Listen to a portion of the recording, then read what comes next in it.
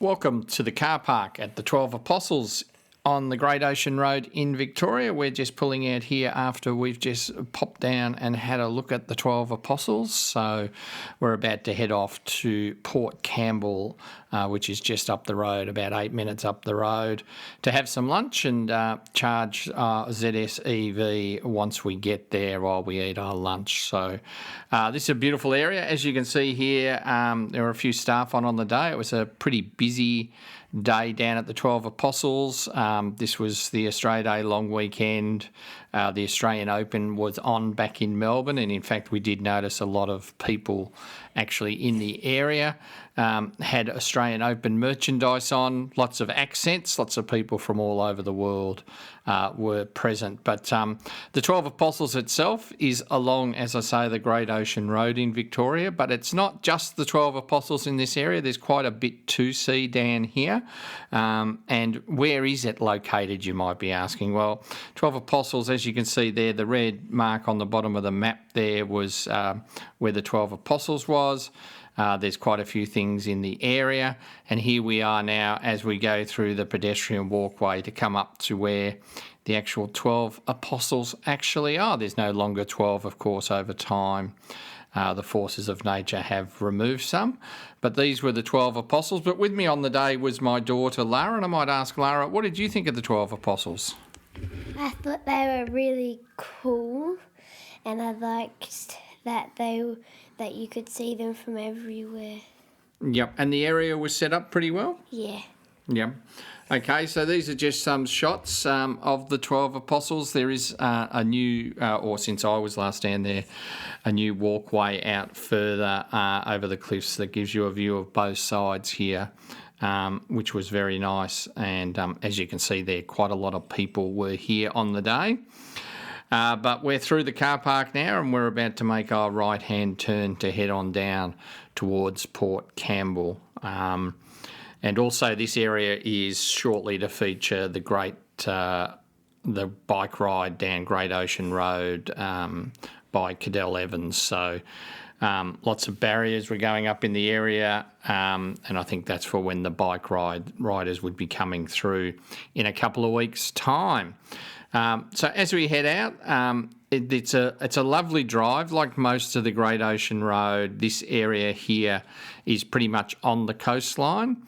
So just to our left of the car here is the coastline, and we will shortly have some vision coming up of the view from the car of the coastline as well. But the road is in pretty good nick down here. Some of the roads in the more inland areas, which we'll have a video of the drive back from Port Campbell to Torquay via Colac, and certainly was a lot rougher in some of the inland roads, but this piece of road's pretty well maintained. So you're just starting to see some of the water out there to the left as the trees and the area allows us to look out over them, and it's a really, really nice drive, and certainly further up the coast if you're talking about Lorne, Anglesey. It's a beautiful drive down the Great Ocean Road. So if you're ever in Victoria and you have the chance, it's really one of the great drives in the world to drive it. So here we are with a bit of a view and starting to see the ocean out there to our left. But Lara, how did you find the drive down the Great Ocean Road? I found it pretty, and it was very relaxing. Very relaxing, and lots of views of the water? Yeah. And big bays and lots of land formations along the way.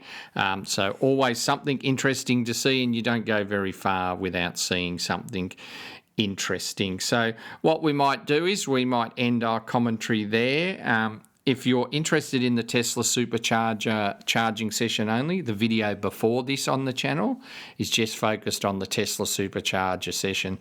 But otherwise, enjoy the drive. We'll end up at the SuperCharger and show you how we use that with a ZS EV at the end of this video as well. So enjoy the drive. And as I say, if you're ever in the area, make sure you get down to the Great Ocean Road.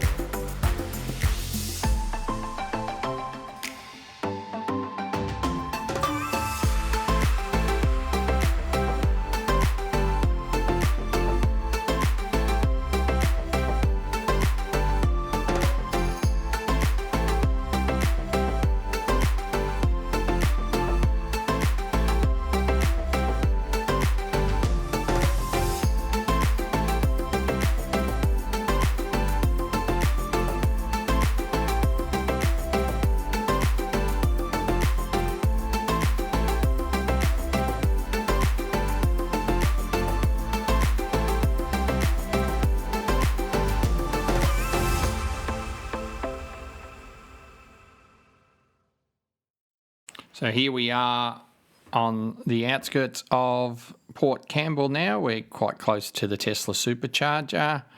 As things would have it, we have an MG ZS petrol version in front of us here in our MG ZS EV, so a little MG parade through Port Campbell occurring here. I'm sure that was exciting for the locals.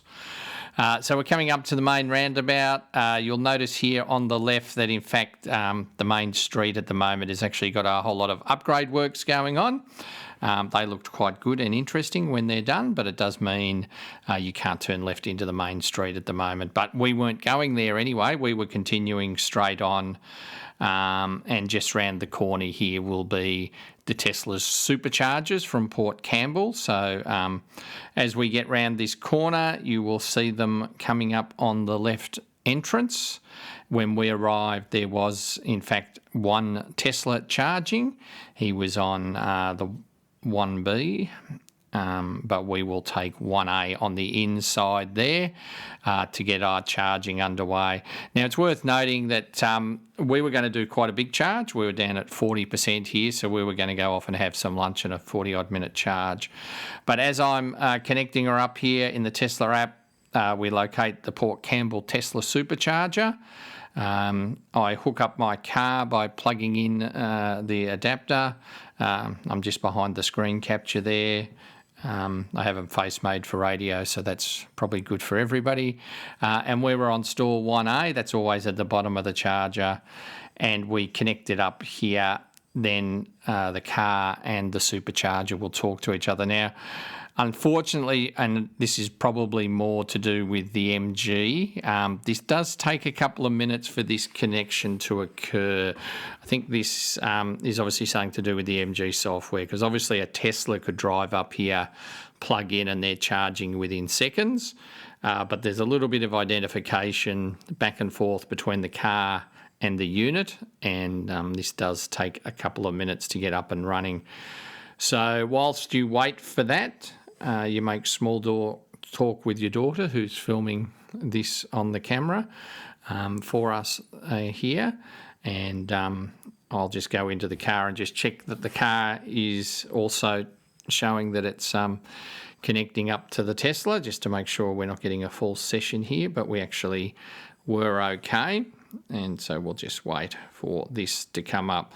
So my car charges at a maximum of about 85 watts. So we don't take full advantage of these supercharger speeds. Also, I do find that the MG seems to cap out between 50 and 60 kilowatts on a Tesla SuperCharger. We don't seem to be able to draw much more than that. Again, I suspect that's something to do with the MG side of things, because the chargers obviously can charge at a higher speed. But whilst it can take a little bit to get going, you're pretty certain normally with a supercharger that once the session's up and running, this is going to be pretty bulletproof. So we were, in fact, quite confident that once the charge was underway, we could wander off to lunch and there would be no trouble with the charge session while we were gone. And I was able to monitor it both in the Tesla app and the MG app, and you can see there the charge was $16.02. We had 27 kilowatts of power delivered in 43 minutes.